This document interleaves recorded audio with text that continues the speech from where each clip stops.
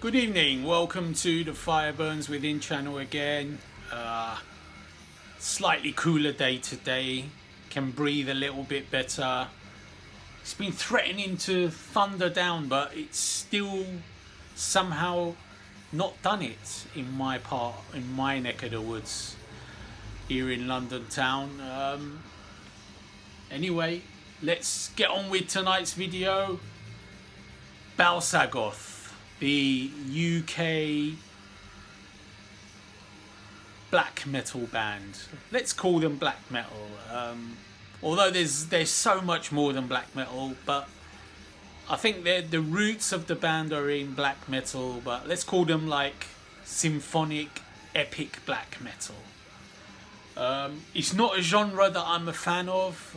You'll find very little black metal in my collection. Very little hint of black metal of any kind in my listening habits. I have listened to it in the past, but I don't know, I just cannot for the life of me get into real black metal. The only black metal that I like a fair bit is Immortal. I think they're pretty cool band. But Bal Sagoth, I don't know, there's something about them that draws me in. It's just the saga of it, the themes, and especially the way they incorporate keyboards into their sound. It is quite cheesy, but it's also makes it very listenable. And the way they use riffs is quite cool as well. I mean, they don't typically sound black metal-ish.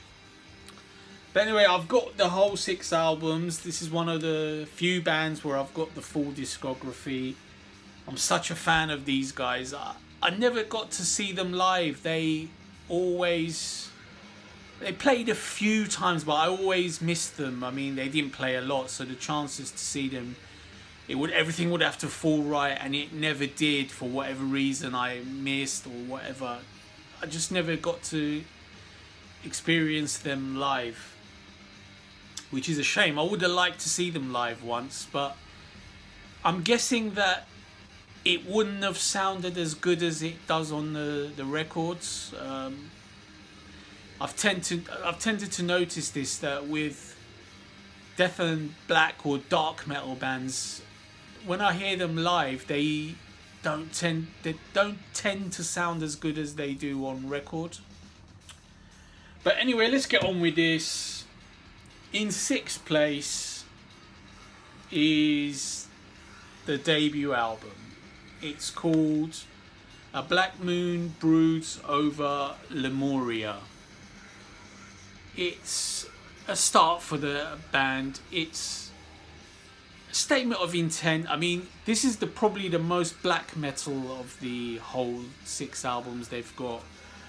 I don't recall too much about it, but I bought this just for completist sake, actually, because I had heard this album and it didn't do a lot for me. It's okay, the production is very average, if you like. It's quite raw, it's quite dark. Obviously you still get hints of the keyboard elements that they would go on to use, and a little bit of the atmosphere. I mean, I need to listen to this again, but from memory, it's easily in 6th place for me. If you like more of the black metal leanings of Bal Sagoth, then this would place higher. But for me, it's easily in last place. The next album is the Chthonic Chronicles. Let's pronounce this correct. It's the final Bal Sagoth album.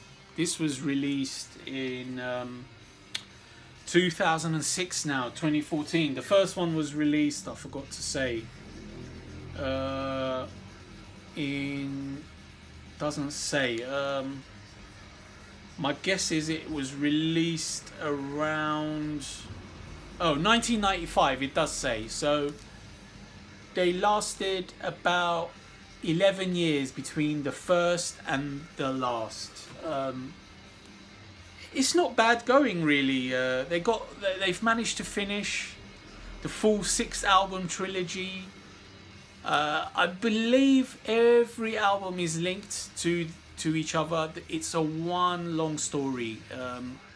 Of course, all from the crazy mind of lead singer Byron Roberts. That guy, I mean, he's something else. I mean, the stories he comes up with, in like starting from the beginning and going on to this. Anyway, Chthonic Chronicles is the final album of Bal Sagoth. It's a good album. It's got a very good crystal clear heavy production, but I do find this a little bit hard going. It's quite dark as well. It's probably more what Byron wants, because he's always said that he doesn't like it when Bal Sagoth gets too melodic. He's like, the essence of the band has to be black metal. It has to be like jet black, like punishing screams, blast beats, aggression with keyboards. But this album is pretty much in that vein. I mean, it's also got some good songs like the Obsidian Crown Unbound. That's an awesome song. That's like, it's got more in line with what I like, sort of like slightly melodic riffs, epic keyboards. Very good. I really like the production on the Chthonic Chronicles, but song-wise, it's good, but I expected, I don't know, I just wanted a better end, a more fitting end. But it is epic though, and it is good. The next album, coming in at number 4, is the very long titled Starfire Burning Upon the Ice-Veiled Throne of Ultima Thule. This album, like when this one first came out, after the first album, A Black Moon Broods Over Lemuria, this one was like a very big leap from the first album. They've sort of like done away with some of the harshness of the debut. It's not so harsh anymore. You see, this is the one that they start to incorporate more melody, more melodic riffs, and really go to town on the keyboards. Like, the keyboards on some of these songs are just like completely over the top, you know, popping epic keys. Like, I mean, they're all done by keyboard. There's no like symphonic element, if you like. I mean, it's all done by fairly standard keyboards, but for me it doesn't need to have that over the top symphonic element like, say, Dimmu Borgir does. It suits these guys to have like a cheesier keyboard. Like, it just sounds more, I don't know, it's just a great feel for it. I mean, there's some great songs on this, like the very epic where is it now? Yeah, and lo, when the Imperium marches against Gulkothoth, then dark sorceries shall enshroud the citadel of the Obsidian Crown. Try saying that as a chorus. I mean, this is a really good album. It's epic. The title track is very good. Starfire Burning Upon the Ice-Veiled Throne of Ultima Thule. Very, very cool track. Yeah, this album has got a lot of fans. I think a lot of Bal Sagoth fans would place this possibly first or second in their discography. To me, it's good. It's getting into the style of Bal Sagoth which I favour, which is coming in the next 3 albums. But this was a good transition from the very blackish at the beginning into something that more resembles the Bal Sagoth that I love. Okay, the next 3 albums They're all awesome. They're all awesome. I mean, it's hard to split them. They're all awesome. They're all, you know, fairly similar, but with improvements in between. Some, you know, some good improvements. The next album is this one, Atlantis Ascendant. The cover is awesome on this. I love the cover. It's epic. I could do with that on a t-shirt. That is an awesome cover. This album is their fourth album, I believe. Am I right? Yes, I think it's their fourth album. Am I right?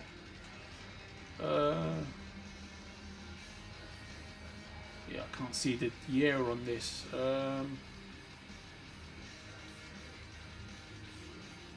Yeah, this is their fourth album. Yes, fourth album. Came out in 2001. This is an awesome album. I mean, it's a great album. It's like very catchy. The riffs, you know, the black metal bits are more or less only provided by Byron's vocals and some double bass blast beats.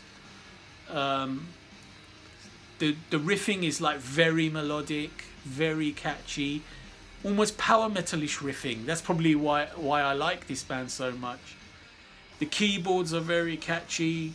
The songs are very catchy. Like for instance, the title track, Atlantis Ascendant. That's got a very catchy chorus. Like you don't find too many Bal Sagoth songs which have like a catchy chorus, but that one really does. The way he screams the line is really cool.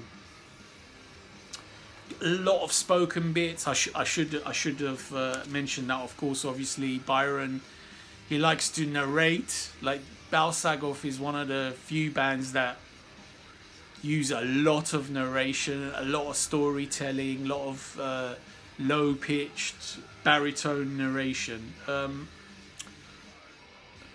Yeah, the other one I like on this is the very long song, which I can't, the writing's so small I can't even read it. The splendor of 1,000 swords glimmering beneath the blazing of the Hyperborean Empire, Part 3. Awesome, awesome. What else? Star maps of the ancient cosmographers, Draconian Albionensis. That is an awesome song. That is really catchy. I love the production on value on these as well. It's like, it's very sharp, very clean, not really very heavy.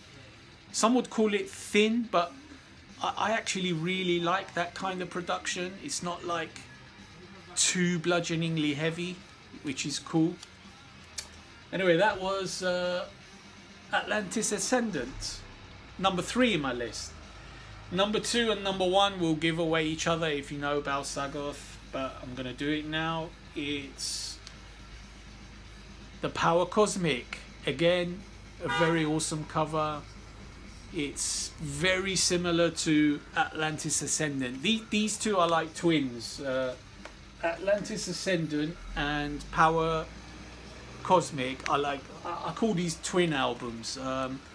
They were released within 2 years of each other. This one came out in 1999. This was the third album. Yeah, this was awesome. This was my second Bal Sagoth album. My number 1 was my first, which I've given away. This album has great songs all the way. Again, very clear, slightly thin production, very sharp keyboards, great riffs. I mean, every song on this is awesome.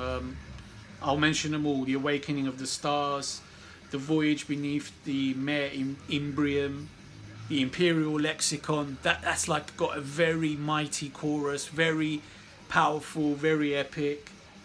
Of Carnage and a Gathering of the Wolves. That's awesome. Callisto Rising. Callisto Rising is like one of my favorite Bal Sagoth songs of all time. That's awesome. Behold the armies of war descend screaming from the heavens. And the last track, the 13 Cryptical Prophecies of Mu, also awesome. Oh, I missed one, The Scourge of the Fourth Celestial Host. Yeah, this one I love. I love the production style. Like I said, it's very similar to Atlantis Ascendant. Those two albums, like, they sound like they were recorded like virtually at the same time. They probably had enough material and they just waited 2 years and they recorded the next album. But the Power Cosmic is just awesome. But my number one Bal Sagoth album of all is my very first foray into Bal Sagoth land. I was like, when I listened to this, I was like, what the hell is this? What's going on here? All these keyboards, all these glorious riffs, all these big narrations, screaming vocals, double bass drums, epic, like medieval sounding keys, spacey bits, everything. And here we are. It's Battle Magic from Bal Sagoth, released in 1997, I think. Can't read the back, it's writing so small. 1998, sorry. 1998, Bal Sagoth. Again, a superb cover. These guys have names. I mean, Byron, he names all the stories are like, the inner booklets are like a mile long, loads of text telling you the story. You can't even hardly pick out the lyrics because the way the lyrics are written, they're interspersed between the text. So it's like if you follow expecting just lyrics, you won't. You'll get the full story. I mean, on the Bal Sagoth website, there's reams and reams of text, like of all the characters in the Bal Sagoth. I don't know what you call a 6-album stretch, sixology. I don't know the word for it. Like, because every album follows the story until the end, which is Chthonic Chronicles. But Battle Magic, it's just epic. It's epic. Every song is epic. I love the keyboard sound. I mean, the keyboard sound is cheesy and sort of simplistic, but like I said, I don't know. I don't want Bal Sagoth to have a very true symphonic sound, like say Nightwish, throw loads of money, get orchestra, get violins, get string quartet. No, I don't think it's necessary. It's better to have a cool, cheesy keyboard sound, but still sounds epic, very well played, like playing great melodies. There's the band on the back, there's Byron, and I think it's the Maudlin brothers, Johnny and the other chap. This album has like got amazing songs all the way. The best song is A Tale from the Deep Woods, which is, I mean, that one sounds very sort of English, if you like. It's got a very English dark feel, but it's also very, very melodic. I mean, there's keyboard stretches and keyboard runs and little guitar solos, little riffs, which are just so melodic, so memorable. Very cool. What else on this? I mean, every song is awesome. There's the long one, The Dark Liege of Chaos, is released at the ensorcelled Shrine of Azura Kai. And then there's a bit underneath, which I can't even read, it's so small, there's not enough light in it. What else? Blood Snakes, The Sand at the Circus Maximus. That's like a pounding heavy metal song. That's almost like a, yeah, that's very much like a pounding power metal song, but with dark pounding riffs. Like it's quite a catchy tune. What else? Return to the Presidium of Is, Crystal Shards. What else? There's an instrumental later on which I love. Actually, the last track, and Atlantis Falls. That's a lovely instrumental. Great way to end. This album is awesome. I mean, when I first heard this, like I said, I was like, I can't believe a band like this exists. And I wasn't listening to black metal then. I mean, I'm not a black metal guy. Like I said, I mean, for me to like a black metal band, they've got to be very melodic. I don't listen to Mayhem. I don't listen to Emperor even. I don't listen to all those black metal bands. I mean, the famous black metal bands, the Norwegian scene. That's just not me. But when I heard Bal Sagoth, I don't know, they just won me over. I mean, it's just, I don't know, there's something about them that wins you over. It's just epic. Maybe it's just they've got this inner power metal feel in them, because I'm such a huge power metal fan. So I get drawn to it. It's like fantastical. It's epic. I mean, there's all kind of vocals. Byron really can't sing. I mean, he really screams. It can get annoying on some of the lines, but I can get by. I mean, it's okay. But when he starts doing his narrations, it all sounds so grand, so epic. It's just something else. So there you have it. My Bal Sagoth discography ranking. Great band. I wish they'd come back.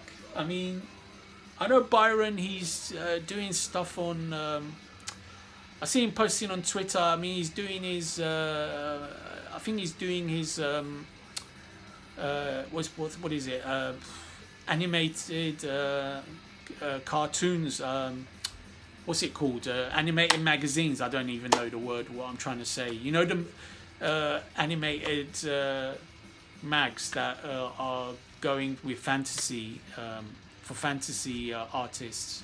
I don't know what they're called. That mag, that's what he does, I think. So I don't know, I think they've given up music. I think the band, the rest of the guys in Bal Sagoth, they went on to form this band, which I forget the name, begins with K. I just can't remember the name. It's a very short name, begins with K. Carl, Kun, Kill, something like that. Carl, Cool, Carl, maybe Carl, Kull, maybe. Which I've heard and I didn't really like for some reason.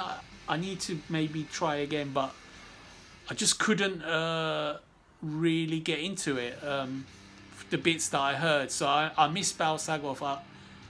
I mean, I know this album run is finished and the story is ended, but can always come up with a new one, right? And do another trilogy, but I don't know. I think Bal Sagoth is done. But anyway, hope you enjoyed that run through into the mighty land of Bal Sagoth.